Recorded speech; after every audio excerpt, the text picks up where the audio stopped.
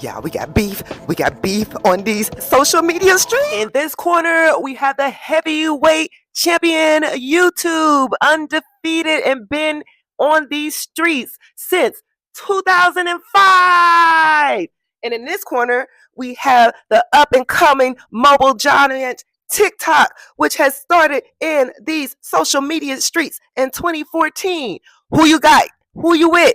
Let's get into these reactions. Comment down below, like, share, and subscribe. I'm your girl, Keisha. Ooh! The ghetto! The ghetto. The ghetto. And be the app to save us. And that's why it's about to go the way of the dinosaurs. I've been thinking about this all day. I've been thinking about how TikTok has completely changed the game with regards to determining who is actually a celebrity, who actually has influence, who we actually listen to and pay attention to. Now, to be clear, social media has been on this trend, but I feel like TikTok took that trend of kind of democratizing celebrity and influence and blew it. Because now there are people who get on this app and who have millions of views and hundreds of thousands of followers within a week, within a couple of weeks. If you say something compelling, if you say something that makes sense, if you say something entertaining, like, we're there, we're locked in. So why is this app going the way of the dinos? Well, the powers that be don't like this. Politicians don't like it. Celebrities don't like it. Mind you, politicians are supposed to work for the people. Celebrities are supposed to entertain the people, but the people have spoken, and it's looking like for a lot of y'all, it's a wrap. And they just simply do not like that. And I am just, I'm on this app like the rest of you, like trying to make $1 here and there, but really trying to key and find community. And, yes, I'm building a content creator career, so I'm trying to monetize, but honestly, that's not why I got started on this app. I got started the same reason most of us got started, looking for community, and now we found it, and now that is upsetting a lot of people. I'm very curious to see how this ends with your Congress people, because I don't want to lose out on this little bit of magic we've created. Y'all let me know if this is only me, but I just feel like TikTok is more for me than Instagram than they are on Instagram. To me, it just feels more authentic, and I like the fact that people can just be themselves. People can just be wild. You see the most wild things, and it's just, I don't know. I just find things on TikTok a little more intriguing than Instagram. In addition to that, I find TikTok. What do you guys think about that? I do see that. Over Instagram, like I said before, you see a lot of people that show a lot of pictures. Everything seems like it's carefully crafted before they upload it to make it look so good and intriguing. But then you have TikTok. People just hit pause or hit play and they're ready to go. Don't matter if they're laying in their bed. Doesn't matter if they're driving their cars. They're just out there ready to go, and people accept them as they are. You don't have no one looking up to these celebrities anymore. And I think that's what's bothering a lot of these major companies. A lot of people, when TikTok came aboard, TikTok pretty much took all their creators. They left Instagram, they left YouTube, they left all these places. I say YouTube still stayed around, and they were still around because they came out with shorts. They were like, forget that, we're not gonna let you just take over. So they came out with shorts. But still, TikTok, all in all, they had an algorithm. No one is able to beat their algorithm. So this is gonna be interesting. What are we gonna do? Followers and just people on TikTok a lot more interactive with the posts. I know a lot of people have been saying this, but they'll have friends and actual real life friends on Instagram who won't like their posts, or who won't comment, or who won't just say anything, just pretty much creep and just peep on their page for nothing. And then you come on TikTok and you find people who relate to you, who will comment, and I don't know, it's just a different feel. People like TikTok closing. What you gonna do now? Depend on God. The same thing I've been doing. TikTok wasn't the blessing. It was the resource in which God used to bless me. What does that mean, Kay? I serve a God that sit high and look low. He has multiple resources. In the world, they like to say, one monkey don't stop no show. My Bible tells me that God will supply all of my needs according to his riches and glories in Jesus Christ. Every good gift comes from above. The birds ain't got to worry about food, so what am I worrying about? I also do realize that this question comes from a lot of people. Not that they're necessarily concerned, but they're bothered at the fact that God is allowing you to prosper in such a way. And so I just wanted to encourage all the content creators on this app this morning to know that the same God that brought you to it will bring you through. Did you know that all things work together for the good of the Lord, for those that are called according to his purpose? You got to know who you are called to be beyond these apps. That is so true. I've had my Facebook page, excuse me, since Facebook started. Like since they came out with Facebook. Same friends, same family, no matter how many times you post, they don't like your stuff. They're only on there to be messy. They want to know what's the bad going on, like what's kind of tea you got going on with your relationship and your kids. That's what they're over there for. That's what Facebook reminds me of. No one wants to bother or mess with Mark Zuckerberg. They're done with him. And Instagram, they are saying they're just mean spirit. Everybody has to be this baddie over there, and people are tired of the baddie image. People just want to be people and they want to be themselves. What she said about building a community, that definitely sticks with me because what you want to do, well, not what you want to do, with TikTok, it is a little bit harder to build a community because people are like this. Their their their mind spans are so short. They're constantly scrolling, so no one's really getting to know you as a person. Over unlike YouTube, you actually have to click on that person's content. You're gonna forget their flaws sometimes if they make a little mistake here and there because you know this person. You've watched them for years. So this is your person. But I really do love how TikTok started the movement that they knocked out the celebrities. The celebrity status is no longer. Anyone can be famous now. And I think that's what's really getting to them. It's really getting to a lot of people. Apps, beyond these jobs, beyond these positions. I think a good question is, have you been faithful over the few? Have you been faithful over what God has given you in this arena? The finances, the followers, the content. Have you been faithful? Have you stewarded well? And so my favorite scripture says, seek first the kingdom of God and all of his righteousness, and all of these things shall be added unto you. So before you get on this app worrying and stressing about something going away, I want you to seek the Lord first and understand that God did not give you that spirit of fear, but of power and of love and of a sound mind. There's no need to be afraid. I love you and I hope you have a blessed day. Amen. Amen. If TikTok really gets banned, where are we going? Because I know all of us not going to Instagram. Instagram got modern spirits and it just ain't hitting like it used to. Facebook is where our parents and grandparents, aunties and uncles lived at. We ain't doing that either. X or Twitter is ran by Elon Musk. No. And what is a Snapchat? Where are we going? If TikTok... All right, get a pen and paper because I'm about to give you the exact gems that you need in order to make it on YouTube. Saying that everybody is moving from TikTok because of the potential ban, you need to know how to survive over there. So I'm going to help you take your video views from this to this within a matter of a week. First thing on the list is to stop doing the intro videos. Okay. So stop it, cut it, delete it. Just stop making them. Just stop.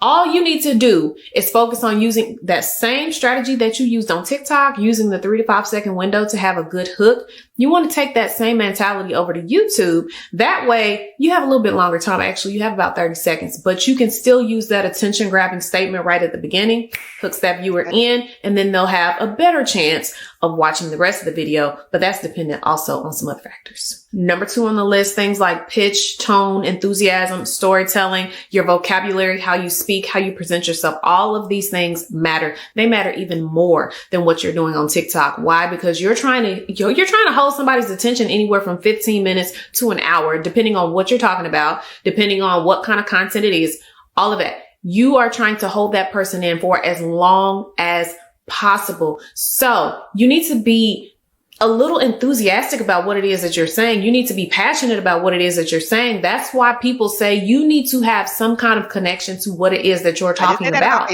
Now that I'm talking about all the things that I want to talk about, baby, I almost forgot about Snapchat. But then again, like I said, Snapchat is not from my era. That's more of the millennials. I'm Gen X. So yeah, Snapchat. Maybe, I don't know. There might be maybe the younger kids will go more over to Snapchat. There are some opportunities over there, but the main 2 names that I've been hearing a lot is YouTube and Instagram. Those are the 2 that's in the rink right now. Those are the 2 that's duking it out to be the next big social giant. Who do you have? Get down in the comments and let me know. Who do you have? And if you are a creator, where are you going? can see my enthusiasm. You can see how excited I am. You can see that I actually care about what it is that I'm saying. And that makes it relatable, which makes people want to stay around. Number 3 on my list is pick a theme and stick with it. Building consistency, especially for those people who have not yet hit that subscribe button. But if they've watched your video, trust and believe the YouTube algorithm is going to keep on sending your videos to their feed. So when they see that very similar thumbnail, it's going to make them want to read the title. And then guess what? It's going to make them click on your video again. So build that consistency and also build consistency with the layout of how you're presenting your material. 4 on my list is quality. I've always been a stickler about quality. I get it. Some of you guys need to start off with your phone. If you need to do that to start off and not give yourself excuses, definitely do that. Definitely use whatever you have right now in order to get yourself started. But at some point, I am going to always push quality, invest in a good microphone, invest in a good camera, invest in good quality editing software. If you don't know how to use a software like that or something like Final Cut Pro, sit down, go to YouTube University, okay? It'll teach you everything you need to know. Lastly, number 5 on my list is value and relatability. Please know nobody cares about you, okay? Nobody cares about you in the beginning. And I'm just going to be totally honest. They only care about what value you can provide. You hook the person in with the value you provide. And then while you're giving that value, show your personality. That's why it's so important to give authenticity in your videos. Show your personality, show your goofiness, show everything that makes you unique. Show that within the videos. And I guarantee as that person continues to watch your video over and over, they'll care about the value, but they'll start watching for you. They will become invested in you and become invested in watching you grow and watching how your story unfolds. I'm telling you guys, this is exactly what I have done. This is why I've been MIA on TikTok, because I have been prioritizing everything into my YouTube videos. I'm a long form girl. Let me shut up before I go off on a tangent. But what I'm trying to get y'all to understand is focus on your value, focus on relatability, focus on putting everything that you can, all of who you are into each video. That way the people can see it. And I'm telling you guys, give me 3 months. Period. I'm giving y'all these gems right now before my channel even take off, but I'm telling you, just watch. I'm not going to sit here and pretend to be a trend expert of any kind, but although I'm very, very sad about the ending of TikTok, I'm hoping that it brings back a resurgence of real YouTube creators, like brings back real content creation. Shameless plug to subscribe to my YouTube channel because we've been doing things over there since 2013. Don't play. A part of the reason everybody loves TikTok so much is because of how easy it is for everyone to create content. You can press a button, make a video on the fly of your current thoughts, current events, without having to write a video essay or without having to do a whole bunch of research or edit. It wasn't as curated. And the algorithm pushes it to the audience for you. When TikTok came, it was easier for my channel to take it back. That last creator, she was dropping some gems. Like she had it down and she was telling the truth. And if you are coming over from TikTok, it is a little bit harder. It's a little bit difficult, but it's if you're used to talking to people, you're gonna fit right in. It took me a while, and it still takes me a little time sometimes to get in front of this camera and talk and do my thing. So it takes a little time to get used to. But like she said, you're able to be you. You can show your personality. You can be who you are. And I'm a smiley person, but I also have a serious side. So you can be who you are, and people are gonna tune in for you. I'm still building my community over here in TikTok. I'm sorry, over YouTube. So I can't wait till my community, comes support so I can support them as well. So it's a two-way street. It's not just about supporting one person, it's about supporting each other. See, because the coins were bigger over here, quite frankly, for me at that time. But I do think it made me less thoughtful about the content I was creating, if that makes sense. I had to be more intentional is what I'm saying. I also miss the true community of YouTube because while TikTok feeds it to the audience for you, you have to pull the audience in on YouTube. So I feel like the communities are closer, tight knit because people are choosing to engage instead of stumbling upon your video on their For You page. Especially with the attention spans of people now due to TikTok, you're not going to be able to say everything you got to say in 90 seconds. You're going to have to figure out how to keep people's attention longer. Especially because a lot of things that work on TikTok won't necessarily transfer to YouTube. See, which is a hard transition if you've never had to create that style of content before. So I'm hoping we will embrace that. I know I am. I'm already gearing up for 2025 to get back on the YouTubian. But as someone who witnessed the end of Vine, this is and indeed a hurtful end to an era because losing Vine hurt just like this. And there will be creators that I love to watch that I'll never get to see again because they might not migrate to YouTube or they might not, decide to use Instagram or Instagram Reels. So all I know is cousin can't download no more ass, baby. If you haven't started on YouTube, now is the freaking time. I'm at Grow with Video Live. It is the conference here in Vegas, and I am just overwhelmed with, number one, how I feel about my channel. I'm like literally super overwhelmed with happiness though. But number two, with all the different things that I learned regarding YouTube, and also just like reiterating the fact that I'm on the right track when it comes to growing my channel. And you need to freaking be on YouTube. We don't know what's gonna happen with this platform, and I really truly hope that it works out here. Like, please, TikTok, help us stay here. We want to stay here. But YouTube is just a different game. It's just a different community. And I would say one of my... It does feel like an end of an era. Now she made me sad. But yes, it is the end of an era, but when one door closes, many more opens. So this gives everybody else other opportunities, even the new creators who wanted to get into content creation but didn't work out on TikTok. Now they have the opportunity to Takeaways, come because over I'm here. going to give you hella. But one of my takeaways is the power of authenticity. So we already know how to do that here on TikTok, right? If you have a channel here, like you're popping off on TikTok, you already know how to be authentic. Bring that. You don't have to download and take all your TikToks. Just start doing it over there. And the beauty of it is that you only have to do it for 60 seconds because that's how much shorts are. Get on YouTube. 1000% you need to do it. Let me know if you post your very first short because I'm rooting for you. I'm excited for you. I want you to make it. Having 100,000 followers. Why does having 100,000 followers on TikTok not mean nearly the same thing as having 100,000 subscribers on YouTube? Well, it has to do with our hands. On TikTok, you engage in a lot of passive action. So liking, following, and scrolling away from a video, it all takes one finger and no time at all. That's why it's so much easier to get followers, is because someone can look at a video and immediately click follow. But they can also scroll incredibly fast and see like 100 new videos in the next 10 minutes and probably forget yours almost immediately. On YouTube, when you open the app, you don't get any content at all. You get content choices. You get to see like, okay, all these people posted a video and you have to make the choice. What do I See, I just said that. I just said that. And our attention spans are so short that it's easy for us to just keep scrolling, scrolling, scrolling. With YouTube, you actually have to interact with that creator. You actually have to listen and engage. You can engage and to see if you like this person. You might not like their personality. Hey, and I get it. There's different people for different people. There's different people for everybody. So yeah, TikTok has definitely made us dumb down. I guess I don't know if that's the word I want to use, but we are definitely our attention spans has gone to yeah. want to watch? I want to watch the latest Cody Co video. And then you click on it. And for most people, once they click on it, they do this. Whoop! They turn their phone. And they like, if you're me, set it down and then like eat your lunch while you're watching Cody Co. But for the most part, they're turning it. And what happens when you're turning it? You're either holding it or you're propping it up, but you are watching it. You are fully watching it because there are no buttons to engage with when you are watching something like that, which means that you cannot get away from that content. It's not like so hard to not watch a YouTube video, but just because of that little extra effort it takes, we are much more likely to watch the full video because we chose it, we had the intention of watching it, and if it doesn't totally pique our interest in the first like 10 to 30 seconds, if we're familiar with that content creator, it doesn't matter because we have already established a relationship and trust with them.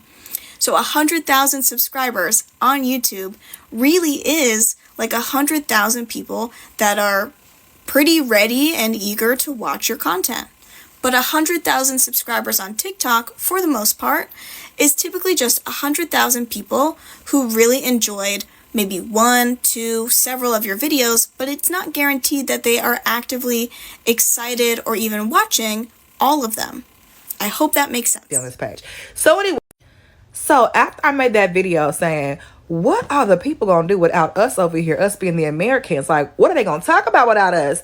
The clouds open and now my whole feed is talking about the TikTok ban. I thought people weren't talking about it over here. I thought they was like, can we talk about it?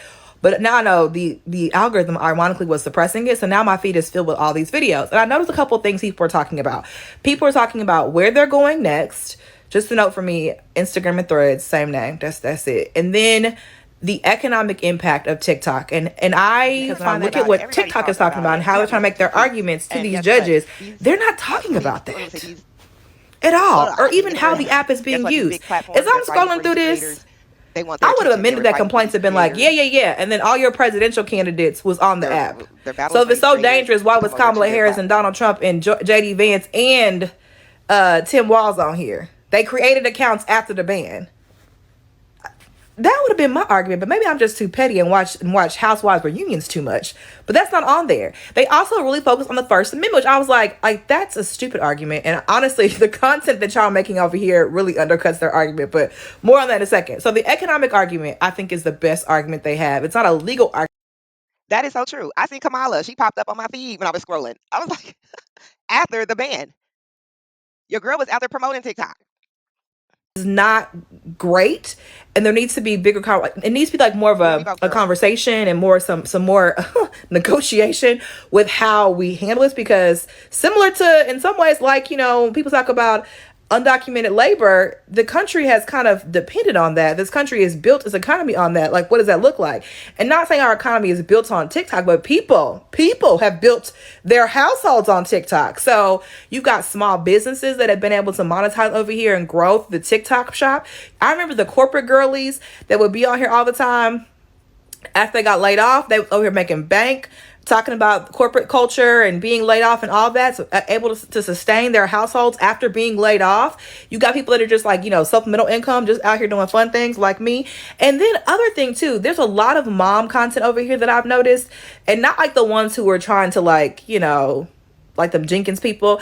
There's these two ladies I remember that they, like, their whole shtick at first, I don't mean shtick in a negative way, they would talk about being low income parents, like low income, like, oh, we only have one car, we're, you know, we're just kind of trying to make things work. And they went super viral on TikTok, and their whole shtick changed. Like, okay, we have more money now. They would say it. One mom, her opening thing was like, make dinner with me as a lower middle class family. And then after TikTok started taking off, she was like, make dinner with me as a middle class family. I said, I know that's right, girl. So there's a real economic impact. But when I scroll through the complaint they have, I just read it because I'm that person that pulled up the complaint on Sunday night. When I scroll through the complaint, it's only talking about First Amendment. And when I hear y'all, it's just, so we don't have the right to delete hateful comments or comments that people put on your page. Just like you have freedom of speech, you daggone right I have the freedom to delete some crazy weird comments. they're good for saying they're suppressing my free speech. Somebody even said that I was suppressing their free speech because I was deleting comments that I didn't like. This is not a democracy on this page. So anyway, so I was like, y'all say this all the time, but I'm not seeing videos where y'all are mirroring the argument that the TikTok is making in the legal complaint. So one thing, I know it's just an emergency injunction, so I hope one day we actually get this case actually goes through the whole process, because I'm really curious what an American court's going to say about TikTok's argument that they themselves as a forum have free speech. Then they also argue that this is invading on our free speech as American citizens, and I feel like yes, somewhat, but no, because the government isn't saying that we don't like this speech. The government is saying this forum you on is a problem. You in danger, girl. And the reason I say this, I think that to me the average TikTok user recognizes this, because y'all are saying, okay, TikTok is gone. I'm gonna take this same content about the housewives, politics, DIY, whatever, and move it to YouTube or Instagram.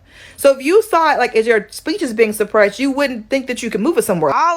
It's like all of the political conglomerates are over there. You have Kamala Harris. Like I said, I seen her when I was scrolling through my page. Trump is over there. You also have, last night I was scrolling through TikTok when I was over here uploading some of these TikTok videos. Guess what I seen? Don Lemon. He was over there going off, and he was over there giving tea. So like that is the only app I can see where people can actually be themselves, give real tea without any consequences. Now, yes. Are they perfect? Absolutely not. Because I'm going to do a whole nother video how they shadow ban certain people. So yeah, they have their issues too, just like other apps. But I think they're way better than what we currently have right now. But YouTube has stepped up their game. YouTube is, I think, if once they're gone, they're the next up. They're the next up right behind TikTok as far as them having shorts, and they have the long-term content. And not only that, I really do like YouTube. I will Google YouTube for anything. If I need to fix my car, if I need to paint my house, I Google YouTube. And I'm pretty sure everybody else do. So YouTube, I think, is going to be the biggest next platform. That's where it looks like it's going anyway. See what I'm saying? So I'm just like, these aren't great arguments. I also wish they would have given more weight at the beginning of their complaint to talking about the economic impact and how people use TikTok. It was very like simple sentences, because what is very clear is these judges do not understand TikTok. They didn't go ask their grandkids. They also didn't go slide through and see what was going down on the TikTok before they they heard these cases. And I think it would help them to see, okay, y'all, this is a big deal. People making thousands of dollars a month. I don't want to take thousands of dollars out of somebody's hand when we haven't really had a whole conversation. So I think they could have added some extra information to make it a little bit more persuasive, in my opinion. Because I certainly would have had a picture. I would have had Exhibit A, Kamala Harris on TikTok after Joe Biden signed the this into law. I would have had that on there, but I'm petty. So I just don't think that. The more I look at this, I'm like, Y'all didn't do it. And then the other thing too, the biggest issue is national security. And people are like, the Americans haven't really explained what the national security threat is. They haven't. And they're like, it's national security. But I also feel like when I'm reading the complaint, TikTok also kind of, to me, didn't do enough information. That should have been like 10 pages breaking down why it's not a national security threat. They're like, it's not, moving on. That's kind of how I felt reading it. And I was like, well, that don't help. Because I know I certainly was like, Y'all get down in the comments and let me know if y'all want me to break this down. As far as what's going on with the Supreme Court and TikTok, I can definitely break it down. You get down in the comments and let me know your thoughts and opinions. when it's all said and done, like, is America being whack? Sure. But I just also think TikTok, there were better ways. As I read it, I'm like, these aren't the best arguments to me. And the people aren't connecting with this first. They're not up here rah First Amendment at all. They're like rah economics. So they got to figure out how to weave that through there, and that will also help these judges understand as well. The Supreme Court hearing on the TikTok ban has just finished, and here's a complete breakdown. I watched the entire thing. We went live, and let's break down arguments. There were some funny points that happened here, but I have to admit, out of the gate, things look really good for TikTok. Arguments on the TikTok ban started at 10 a.m. Eastern time. It went over 2 hours going back and forth, where I have to admit, I feel like in the beginning, maybe the judges didn't understand the algorithm and things with TikTok, but by the end of it, they understood it fully. Remember, the US government is saying that this is a national security issue because TikTok, which is owned by ByteDance, which is located in China, could have its data given to the Chinese government and used against US citizens. TikTok, on the other hand, that is actually done by Francisco and a few other lawyers, states here that no, getting rid of this is a first right amendment. It's the freedom of speech you're now ripping away.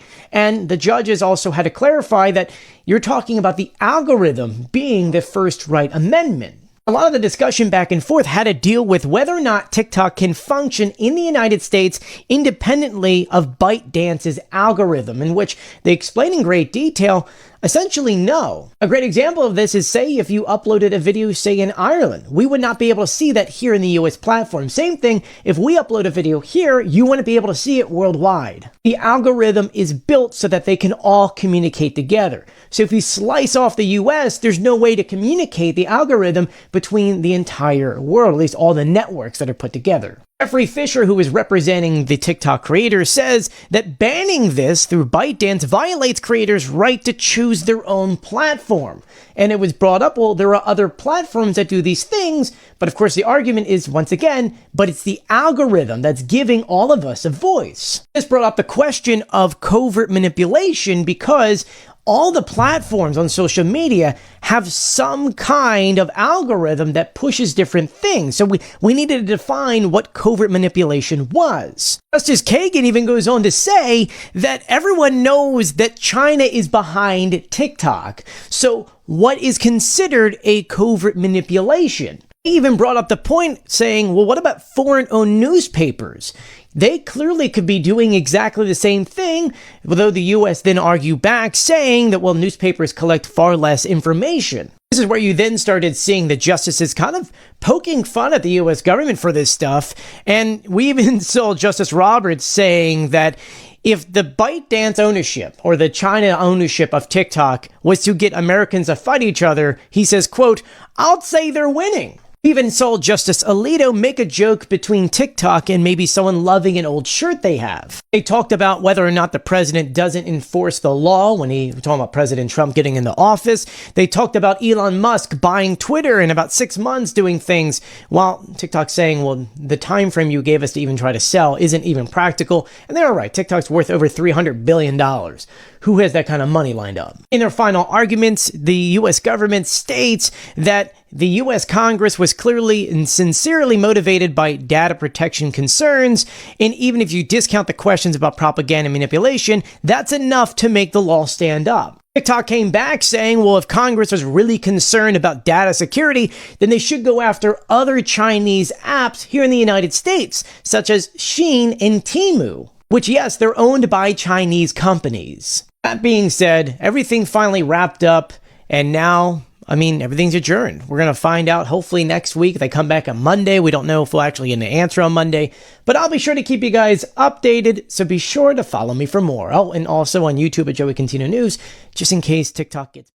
So what do you guys think about this whole beef in the social streets? Who do you have? Are you on team YouTube, team X, team Instagram? What do you think about this whole thing going on with this band as well? Because as he said, they don't have a problem with Shein and other competitor companies like Temu that's selling us cheap junk for like 99 cents, and they're getting all Americans' information.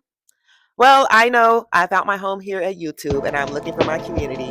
If you're looking for someone who's going to make mistakes, but at the same time make you laugh, because I am human, I'm not an AI. I'm your girl, Keisha Reacts. Please go ahead and like, subscribe, and hit that notification bell for more content. We'll be uploading, and I'm going live here soon. Until next time, bye.